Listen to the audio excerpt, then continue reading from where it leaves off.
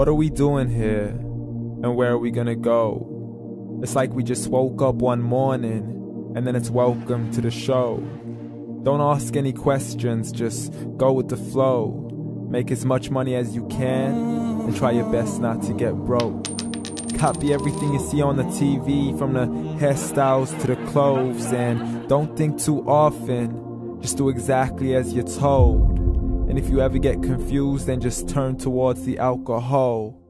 You'll still hear your thoughts, then just turn up the radio as you learn to live a lifestyle of drugs, sex, and rock and roll.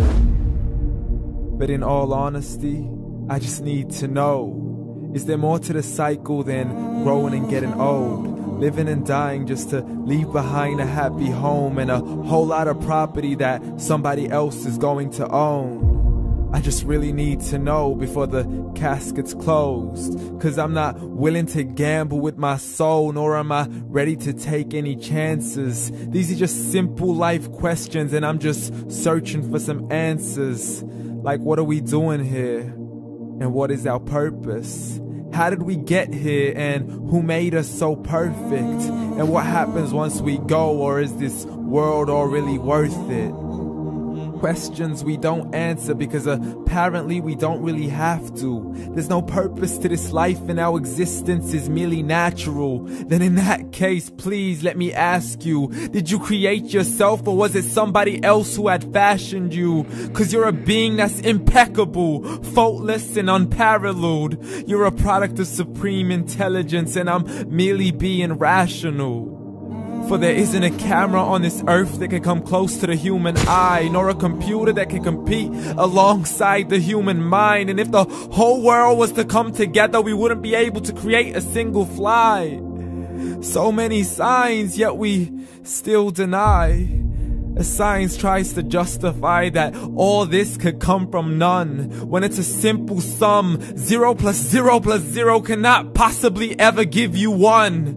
So from where did all this order come? For everything has its origins, a maker, a creator of its own. I mean, the only reason you're watching this video is because somebody had to press upload. So we can believe in the Big Bang, but I'd rather believe in He who caused it to explode. Allah, the creator of everything along with every single soul.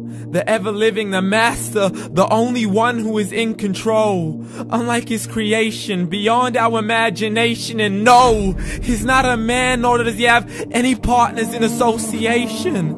He's on his own. And no, he did not ever leave us alone. Just like every manufacturer, he left us with an instruction manual. The Quran and Islam, and I'm sorry to jump to conclusions, but it's the only one possible. The only definition of God is the one and only supreme being. It's logical, a book with 0 contradictions, with miracles that are both scientific and historical, all revealed over 1400 years ago.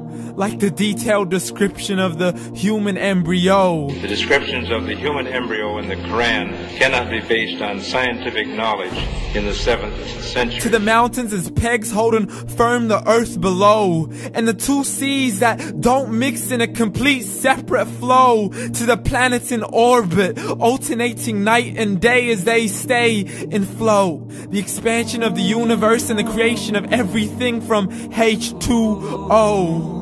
To the stories of the past and the preservation of Pharaoh. To identifying the lowest point in the land where Persia defeated Rome. The gushing fluid that created man in the glands between the ribs and the backbone. And not a word has changed, it's still the same. So please explain how all this was known over 1400 years ago.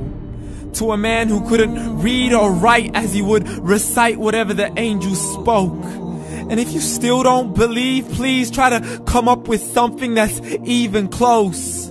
But you can't, so we took God as a mockery and his messengers as a joke. Muhammad could not read or write.